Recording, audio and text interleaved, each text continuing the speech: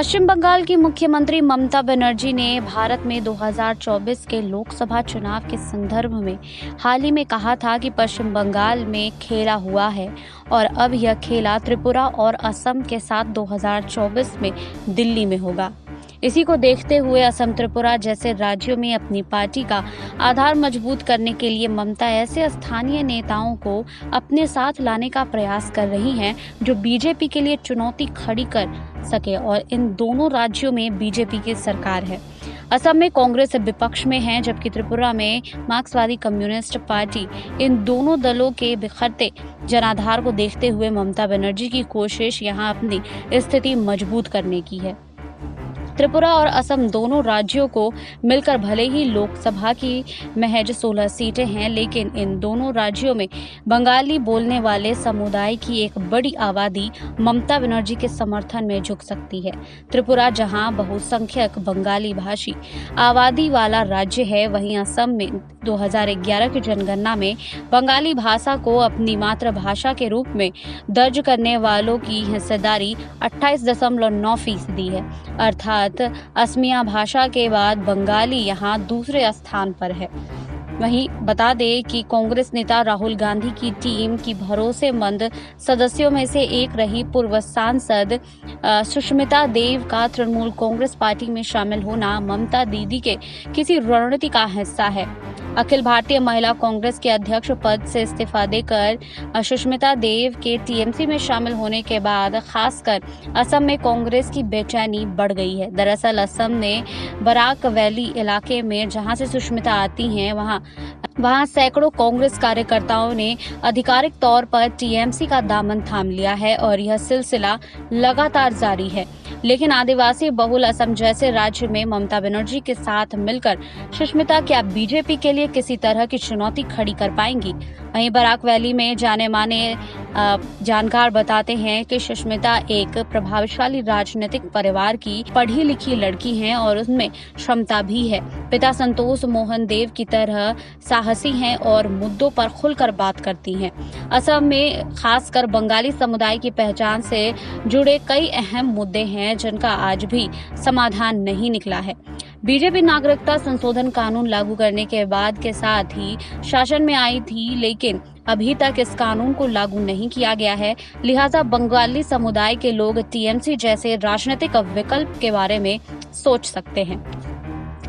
वहीं सुष्मिता एक ऐसे परिवार से आती हैं जहां बीच के अगर 3 चुनाव को छोड़ दिया जाए तो साल 1992 के बाद से उनके परिवार का कोई ना कोई सदस्य चुनाव जीतता आ रहा है, फिर चाहे वह नगरपालिका का चुनाव हो, विधानसभा का चुनाव हो या फिर लोकसभा का चुनाव हो।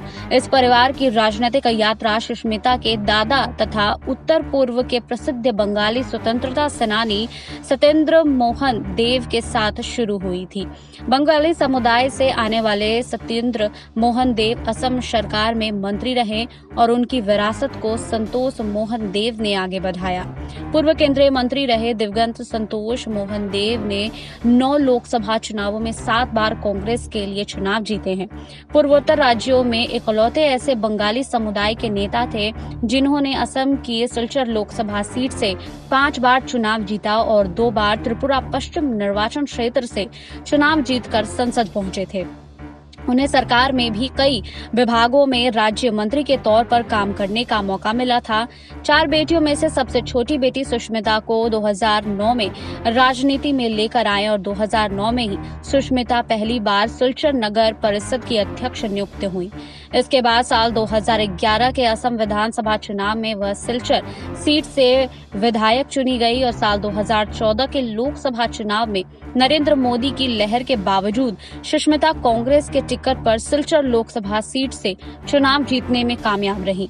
लंदन की टेम्स वैली यूनिवर्सिटी और किंग कॉलेज की पूर्व छात्र तथा दिल्ली विश्वविद्यालय से कानून की पढ़ाई पूरी कर चुकी सुष्मिता ने महज कुछ ही सालों के भीतर राजनीति के 2 दांव पेच सीख लिए जिनके लिए उनके पिता संतोष मोहन देव जाने जाते थे। वहीं किसी भी मुद्दे पर हमेशा मुखर रहने वाली सुष्मिता को कांग्रेस ने न केवल पार्टी में कई जिम्मेदारियां दी, बल्कि उन्हें अखिल भारतीय कांग्रेस के अध्यक्ष पद पर भी नियुक्त किया। हालांकि कांग्रेस में इतने बड़े पद पर रहते हुए भी सुष्मिता पार्टी स्टैंड के खिलाफ नागरिकता संशोधन कानून के समर्थन में खड़ी रही, क्योंकि उनके क्षेत्र बराक वैली में हिंदू बंगाली लोग इस कानून के समर्थन में हैं। इसके अलावा एनआरसी में जिन 19 लाख से अधिक लोगों के नाम शामिल नहीं किए गए हैं, उनमें ज्यादातर हिंदू बंगाली हैं, जो इस कानून को लेकर लागू होने से भारत की नागरिकता हासिल कर सकते हैं।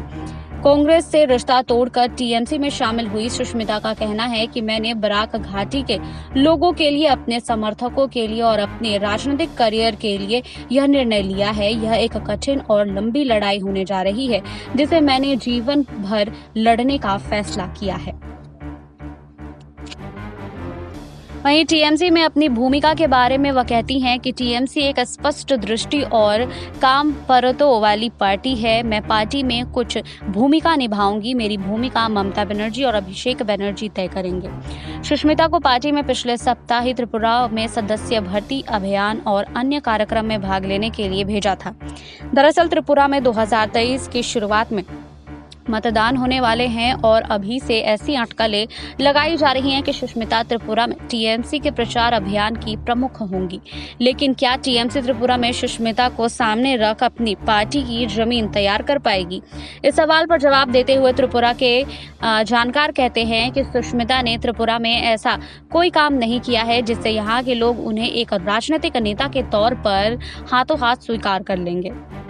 संतोष मोहन देव ने भी त्रिपुरा में केवल 5 साल ही काम किया था। त्रिपुरा एक बंगाली बहुल प्रदेश है। यहाँ बंगाली लोग अल्पसंख्यक नहीं हैं। असम की स्थिति कुछ अलग है, इसलिए मुझे फिलहाल यहाँ टीएमसी की संभावना काफी कम दिख रही है।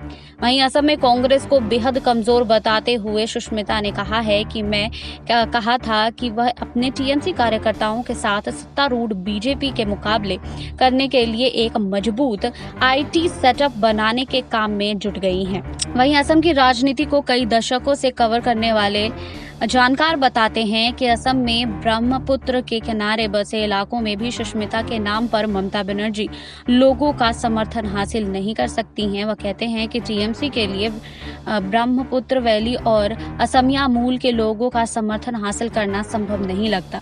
सुष्मिता बराक वैली के लोगों को शायद प्रभावित कर लें, लेकिन ब्रह्मपुत्र वैली में उनका कोई प्रभाव ही नहीं है। सुष्मिता के आने से ममता बनर्जी को कोई फायदा नहीं होने की बात कहते हुए वो आगे उन्होंने कहा है कि असम में जो हिंदू बंगाली लोग हैं, इसमें 1947 से पहले आने वाले बहुत कम हैं। इसलिए केवल बंगला भाषा के आधार पर दोनों समुदाय को एक कर पाना कभी संभव नहीं है। ममता बनर्जी राष्ट्रीय स्तर पर एक बड़े नेता के तौर पर अपनी छवि बनाने का प्रयास कर रही हैं, इसलिए टीएमसी का असम और त्रिपुरा में विस्तार करने में लगी हुई हैं। पश्चिम बंगाल के मुसलमानों नेताओं का असम पर कभी कोई प्रभाव नहीं रहा, इसलिए ममता असम के मुसलमानों को अपनी तरफ कर पाएंगी, इसमें संदेह है। हालांकि ब्रह्मपुत्र घाटी में पांव जमाने के लिए